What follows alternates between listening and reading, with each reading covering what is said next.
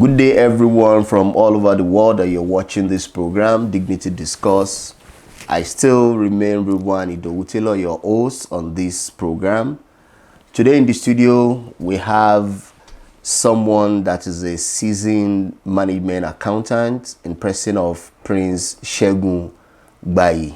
Prince, welcome to our studio on Dignity Discuss. Welcome. Can you please tell our audience more about you so they get to know the person of Mr. Prince, Segun GBAYI. Thank you so much, the moderator, Mr. Rilwan. My name is Segun GBAYI, and I'm a project coordinator right now. I work with Loblaws, and I'm also a sport administrator and a philanthropist, a businessman, also a politician. Okay. Let me stop there. Okay. Thank you for telling us a little bit more. I will say a little bit because we're still going to ask you more about yourself. The essence of this program is to bring in people like you that we believe are working, diligently to make their ends meet and not cutting corners.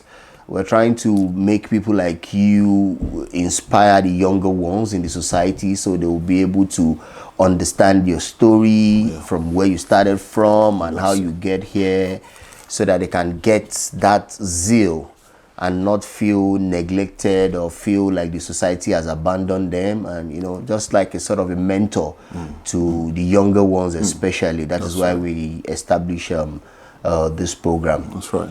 Would you mind telling us a little bit about yourself, the school you went to, how did it all get started before you became a philanthropist, a business person, a sport analyst? What were your journeys, the smooth and the rough one?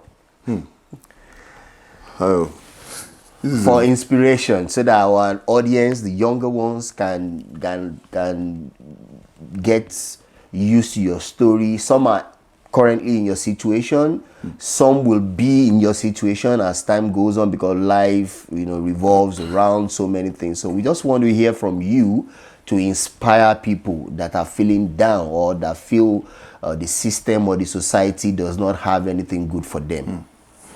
Thank you so much, Mr. Rilwan, once again. The story of my life, it actually started this way. I was a boy that actually came from nowhere to somewhere. Okay. Let me put it that way. I was living in one single room.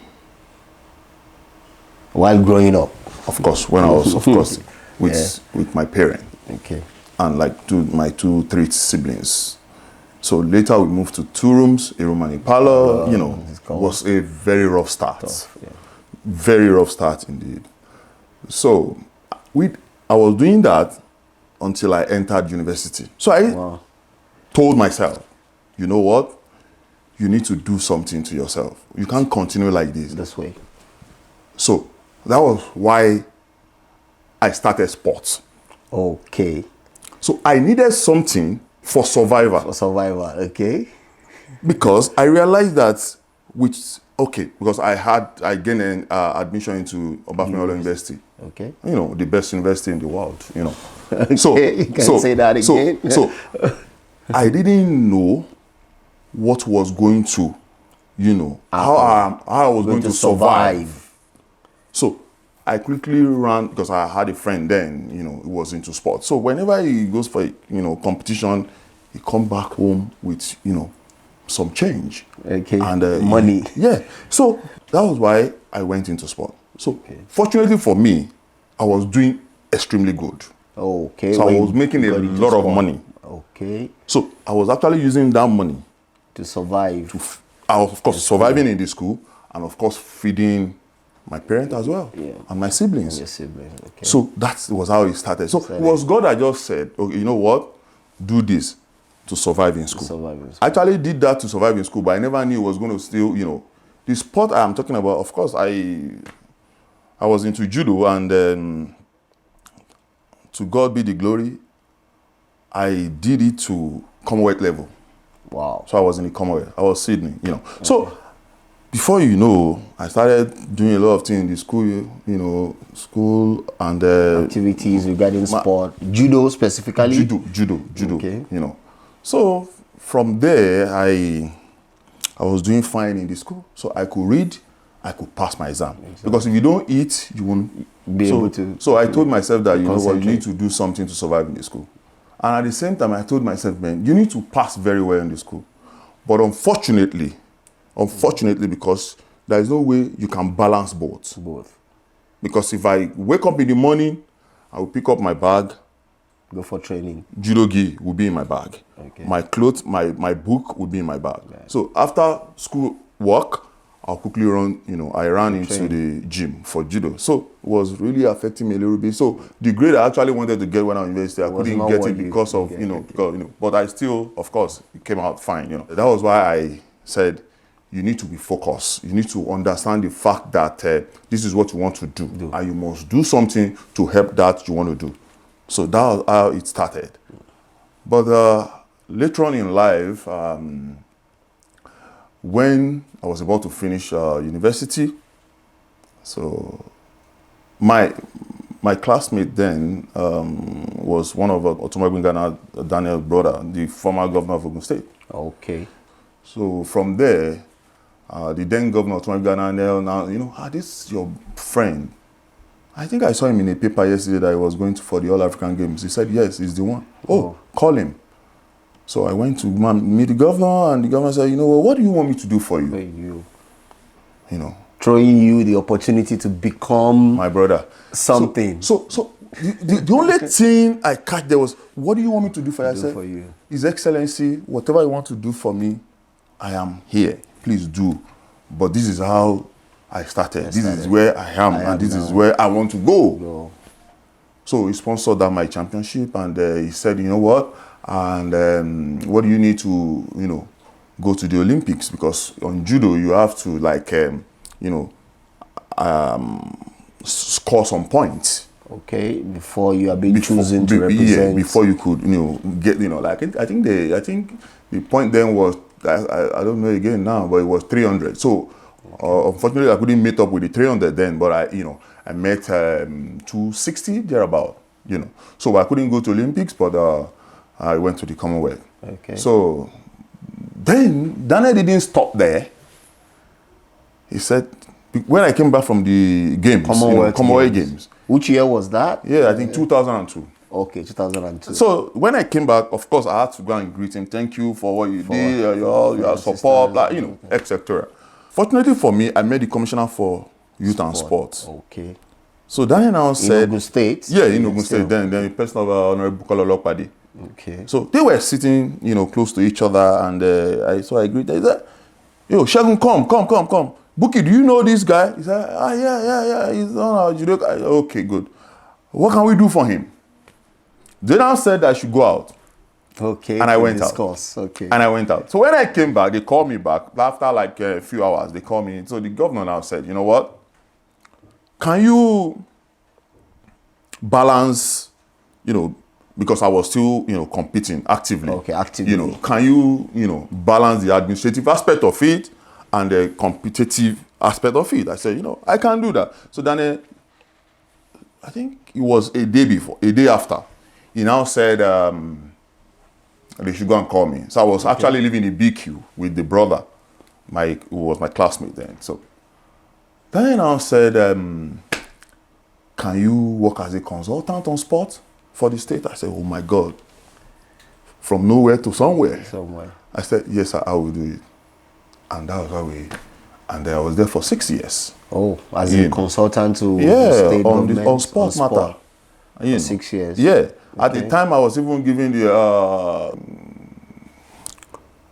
I think I was giving a recruiting officer as well. So the journey in Ogun State changed my life, turned my life around, because I met a lot of people. You know, while you are the consultant of on course, sport. I met a lot of people. I met the Alake of Egbaland, the Olubara of Ibaraland. I met former president of the, Nigeria, President Olusegun Obasanjo. So one-on-one we discuss now. So like I said, it's a long story, but God has actually proved himself. Okay. It is good to have people that actually will, in exceptional cases, throw in opportunities for people, and they leverage on such opportunities to become a better person. We have lots of young ones that are good in sports, good in everything that they do, but they do not have that opportunity of anybody, calling them like you were called and a discussion was had, and here you are today.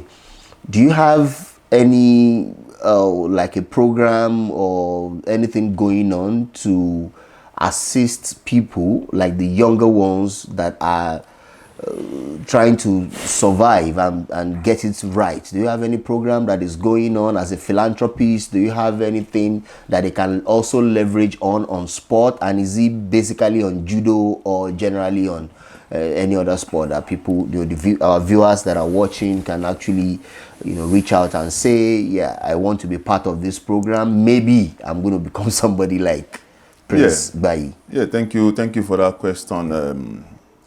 There is one thing I always say. You cannot give what you do not have. Yeah, correct. So I know judo. I know the front and the back of judo. So I don't dabble into what I do not know. No. So judo as it is today in the country, God has done well, for me. And I do not have a choice than to put back into the system. So it is my passion. So I need to put back. I have a foundation. I started my foundation in 2016. And then they are doing very well. We have Instagram page, we have Facebook page, GBAYI Judo Foundation. You can check. Okay. And they are doing fine. They just finished a championship 2 weeks ago. Okay. And because of what I'm doing in judo in the country, up to this particular moment, I am still the chairman of Ogun State Judo Association. Okay, fantastic. I have been the president of all the judoka in the country some years back. Okay. I have been a board member some years back. I have been chairman, marketing, and sponsorship drive for judo. Yeah, on the board of Nigerian Judo Federation. Okay. As I'm talking to you, I am the senior special advisor to the NJF on diaspora matter. Okay. NGF? NGF means Nigerian Judo Federation. Okay. Just for our viewers to understand. Yeah. What. So I am, honestly, judo is my passion. Whatever I do in judo is just as if I am eating and I'm drinking. Which is normal thing for human being. Okay. So our viewers, we will be coming back shortly after this break. We'll be discussing the business aspect with Prince Segun GBAYI, for most of you viewers to understand where you can leverage on the business part, his advice, his expertise on accounting and every other thing. Remember, our purpose here on this program, Dignity Discourse, is to bring personalities that can inspire you to feel the need to work hard and believe in dignity in everything that you do. Thank you. We'll be right back.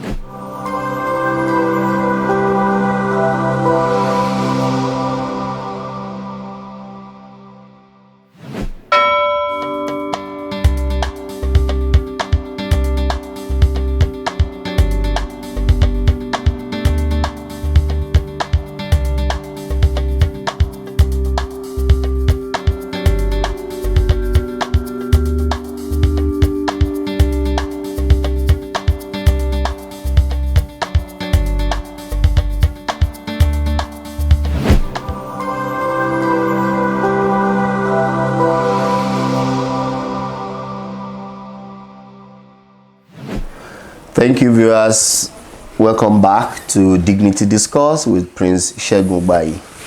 We'll be talking, like I said before we go on the short break, we'll be delving into the business aspect of his life and every other thing that transpired before he got to this stage that he is now. This is so important for us on this program, so that our viewers that are younger ones can learn and understand that there are always obstacles in trying to become a better version of yourself, and you do not have to give up. You have to pick your pieces up and try to forge ahead. So welcome back, Prince GBAYI. Thank you, Mr. Rilwan. Yeah, like we were discussing earlier on before the break, I would like you to remember if there are certain period in your life while trying to find your feet that you actually want to give up. Give up in the sense that we have a lot of younger ones now, they are trying their best. The society has failed them, government has failed them, and they believe they are putting in their best, but their best is not working out enough. Is there any point of reference to any event you can think of that wanted you to give up while you are in Nigeria, before you got the consulting job and before you got the contact you got through the government, and and even when you got here, when you relocated to Canada, was there difficult times, and how were you able to manage to pick up your pieces to become something better? Thank you, Mr. Rilwan. This question, it's a very tough one, but I want to say right now, let me start from Canada. Okay, you understand? Okay, it's fine. Yeah, let me start from Canada. When I came in, it was very tough. Oh. In fact, on the, will I say 2 or 3 occasions now, Okay. I sat my wife down and I told her, where are we going? When you first came into Canada, okay? How are we going to do it? Because you can't imagine you having a job somewhere and then you didn't work for more than 2 weeks. They say you should go back home, that you are not competent. Wow. For the first job you got here in Canada, you were asked to go home and just for 2 weeks. Yeah, I was there for just 2 weeks. So they waited for you to get paid and get out. That's it. Nothing more. Nothing more. So I went back home. I told myself, will I go? Continue this way? No. I thought, will I now start again? Because I told myself, because I'm a kind of person that I always tell myself, whatever I want to do, I want to do it. I told myself when I came into the country, I said I was not going to work in a factory. I said I was not going to do any odd job in Canada. Okay. So you set a standard for myself. For yourself.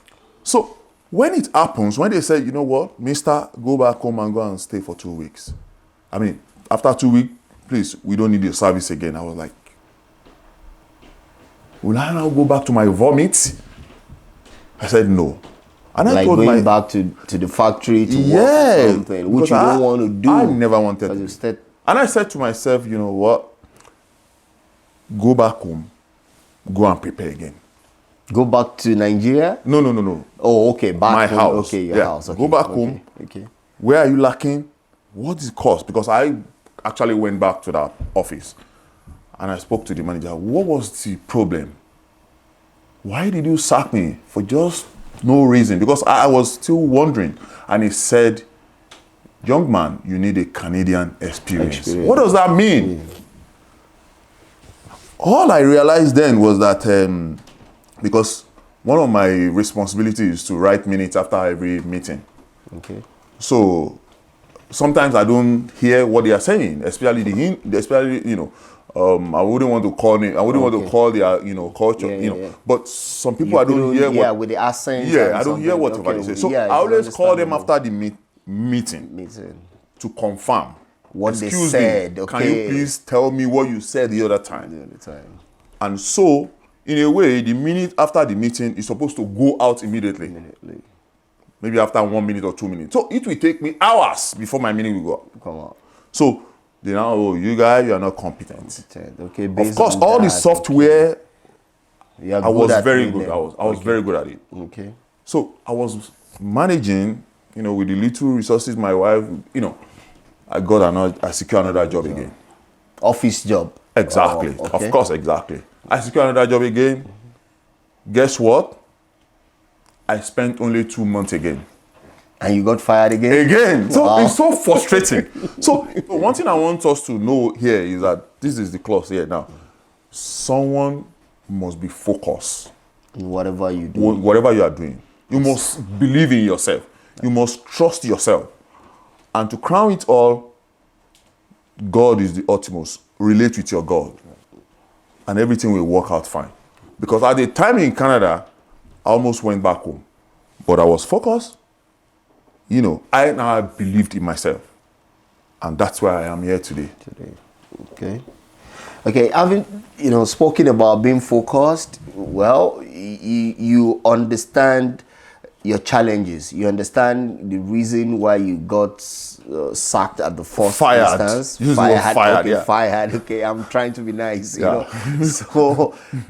So many people still, because you had the opportunity to go back and ask them why was I fired, and you were, in our youth of today, they get easily less motivated once such thing happens to them. What would you advise, as in for them, how can they handle such situations if there are issues whereby, they got a job today and something happened? Is it always the right thing to do to go back to your employer, or to sit down, reevaluate yourself and say, okay, what am I doing wrong? What do I need to put right this time to, find a better job, or to go back to same job with another employer or something, something just for them to have like a template of how to go about it. What would you advise? Yeah, I think I've said a little bit of that, when I was talking, to you the other time.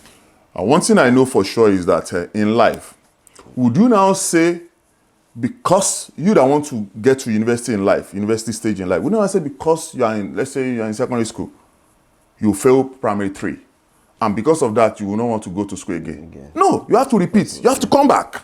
And you must pass, because you still have a long way to go. Because you are still going to the university. Yeah. So what I will say to them is very simple. They should focus. They should not lose courage. They should not lose hope. They should believe in themselves. And I'm telling you the gospel truth, because it works for me. Yeah. It will work for them. But if you do not believe in yourself, there are two different things. Yeah. Some people are just in school.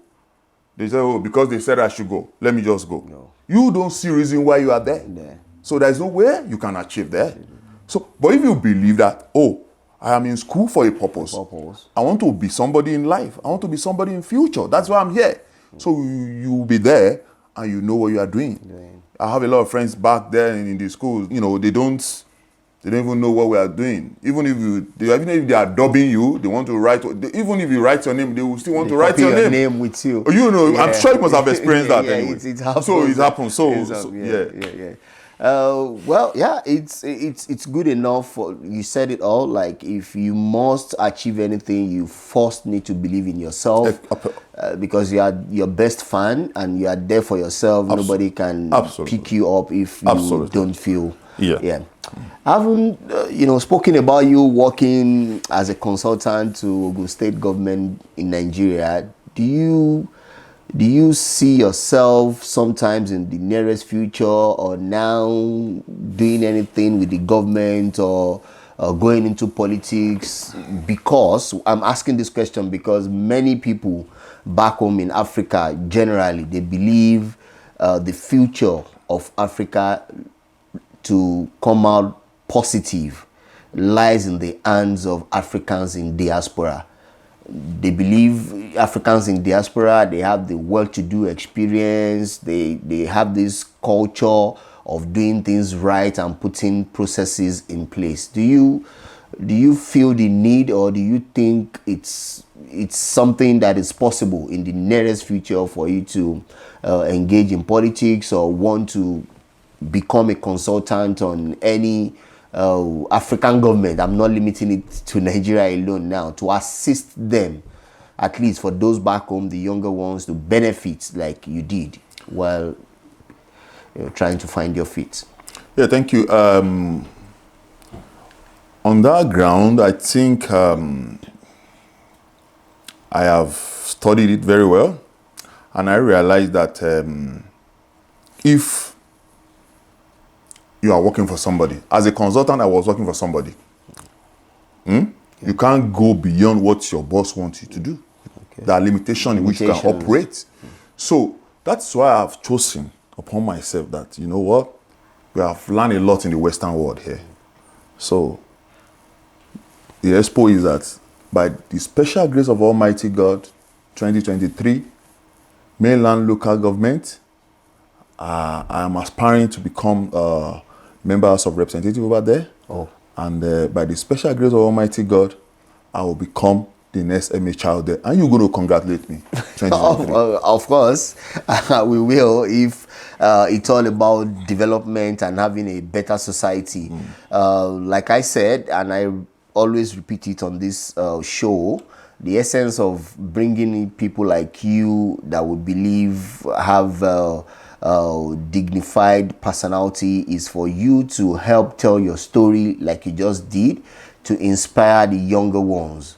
We do not want a society whereby the younger ones feel that the society has failed them, the politicians has failed them, the elderly people has failed them. We want them to see hope in people, in the elderly ones. We want them to look forward and see, oh, I listened to Prince Segun GBAYI on Dignity Discourse, and I feel the need to reevaluate myself to become a better person. This is why we are bringing up this program, and we are trying as much as possible so that most of our younger ones don't log into social media, and what they only see are celebration of people that cannot even explain how they got to where they are today. You understand? So it is very important for us to leave a lasting legacy for our younger ones. And we thank you so very much for giving us your time to come on this program today. Thank you so much. Do you have any, I know you've advised enough the younger ones, and you've spoken about your journey, both, you know, from Nigeria getting here and how everything went off. There was a point you wanted to give up. Like, just in 2-3 minutes, do you have any advice for our younger ones? And, you know, the younger ones should know one thing for sure, that life is very easy. It depends on the angle you are looking, from.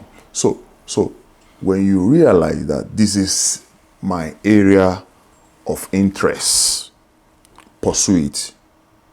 Pursue it well. Don't relent. Don't be distracted, and be focused. And believe that that course, you will get something out of it. I'm telling you, they will get it. But like I said the other time, to crown everything up, you know, they mustn't leave God, the Creator, you know. Out of everything they do. They must still communicate to God. God, you know, help me. As long as you are doing the right thing, still tell God to help you to perfect it. Lastly, I want to steal your show to appeal to the resident of Lagos mainland, you know, back home in Lagos.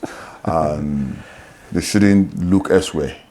They should look and watch out for, you know, Prince Segun GBAYI come 2023 for their, you know, House of Reps. Okay, thank you, Prince Segun GBAYI. On this note, viewers at home, we have come to the end of this conversation with Prince Segun GBAYI.